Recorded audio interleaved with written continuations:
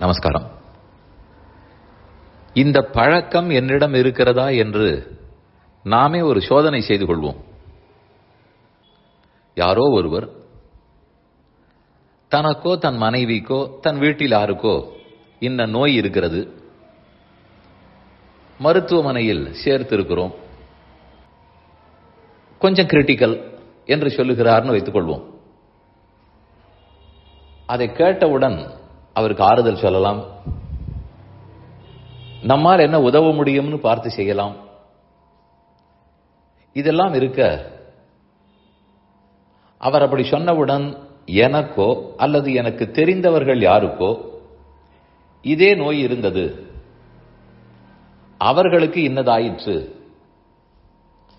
அவர்கள் இன்ன வைத்தியரை பார்த்தார்கள், ஆகவே நீங்களும் அதே வைத்தியரை பாருங்கள். இந்த வைத்தியரையா பார்த்தீர்கள், அது பிரயோஜனமே இல்லையாமே.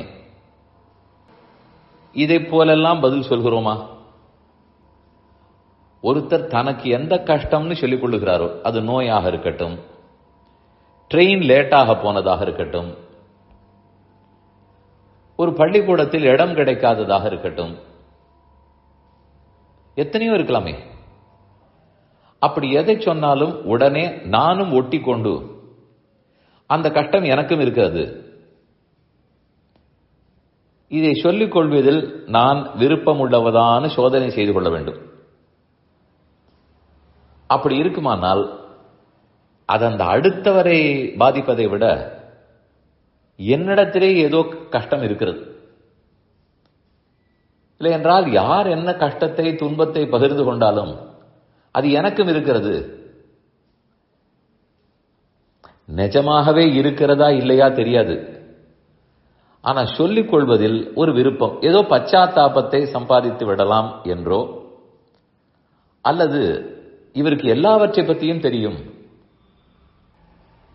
பல பேரை தெரிந்து வைத்திருக்கிறபடியால் தான் இதை போல் கஷ்டங்கள் ஒன்னொன்னும் அவருக்கு எக்ஸ்பீரியன்ஸ் இருக்கிறது, இப்படி ஒரு பேர் எடுக்க வேண்டும்னு எனக்கு எண்ணம் இருக்கலாம். இந்த எண்ணம் எல்லாம் இருக்குமானால் நான் தான் என்னை சரிப்படுத்திக் கொள்ள வேண்டும். முதலில் இப்படியே பேசிக் கொண்டிருந்தால் அது யாருக்கும் பிடிக்க போவதில்லை, நானும் எனக்கு உண்மையாக இருக்க போவதில்லை. ஆக்கப்பூர்வமாக நம்மால் என்ன உதவ முடியும்? சரி, அவர் ஒரு தப்பான முடிவெடுத்து செல்கிறார், அதை எடுத்து சொல்லலாம், இது எனக்கு சரியாக படவில்லை, இப்படி வேணால் சிந்தித்து பாருங்கள் என்று சொல்லலாம். அதில் முடிந்தவரை நானும் பட்டேன் என்பதை தவிர்க்கவும். உண்மையில் பட்டிருந்தாலே தவிர்த்து விடவும். ஏன் சொல்கிறேன் என்றால், ஆழ்வார்களுடைய 4000 திவ்ய பிரபந்தம், 4000 பாடல்கள், அதில் நமக்கு அவர்கள் என்னென்ன உபதேசிக்க வேணும்னு நினைத்தார்களோ, அதாவது நம்மிடத்தில் என்னென்ன குற்றங்கள் இருக்கின்றன, இதெல்லாத்தையும் திருத்திக் கொள்ள வேண்டும், அதற்கு உபதேசிக்க வேண்டும். ஆனால் அவர்கள் ஆச்சரியமாக நமக்கு அப்படி சொல்லவே இல்லை. அந்த எல்லா குற்றங்களும் திருத்திக் கொள்ள வேண்டியது அனைத்தும் தங்களிடத்தில் இருப்பதாக கொண்டு தங்கள் உள்ளத்துக்கே உபதேசிப்பதாக பாடிவிட்டார்கள். என் மனம் என் மனனே தொழுதெழு, என் மனம் ஒத்துழைத்தால் என்ன நல்லது நடக்காது, ஆனால் என் மனம் இப்படி தாழ்ந்திருக்கிறதே. இரும்பு போல் வலிய நெஞ்சு, இரும்பு போல என் நெஞ்சு மிகவும் வலிமையானது, கரடுமுரடானது. இதெல்லாம் உண்மையில் யாரை சொல்லுகிறார்கள்? நம்மை. ஆனால் அவர்கள் சொல்லிக் கொள்வது தன்னை கூறுகிறா போலே.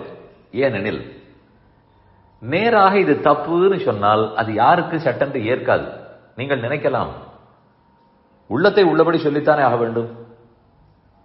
Call an apple an apple அப்படின்னு சொல்லுகிறார்களோ இல்லையோ, யூ கேன் சொல்லலாம், ஆனால் எவ்வளவு ஏற்கும்னு தெரியாது.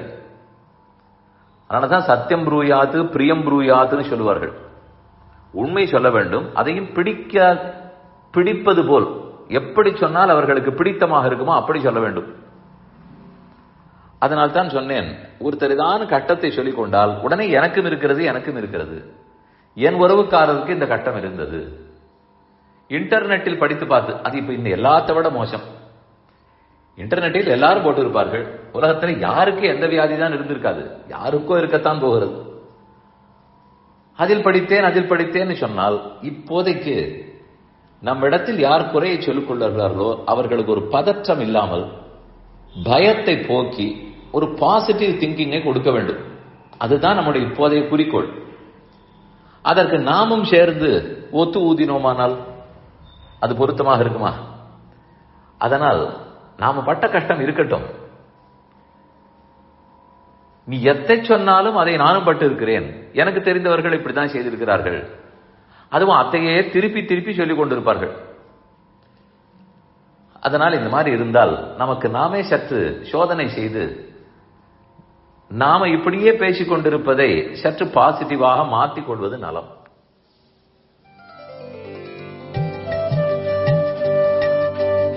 இந்த என் பணி ஆடியோவை உங்களுக்காக வழங்கியவர் வேலுக்குடி ஸ்ரீ கிருஷ்ணன் சுவாமி. இந்த ஆடியோவை தினமும் உங்கள் மொபைலில் பெற கிஞ்சித் என் பணி KINCHITENPANI என்ற ஆப்பை கூகுள் பிளே ஸ்டோரிலோ அல்லது ஆப்பிள் ஐ ஸ்டோரிலோ டவுன்லோட் செய்து கொள்ளவும். தினந்தோறும் இது போன்ற உபன்யாசங்களை கேட்டு மகிழவும்.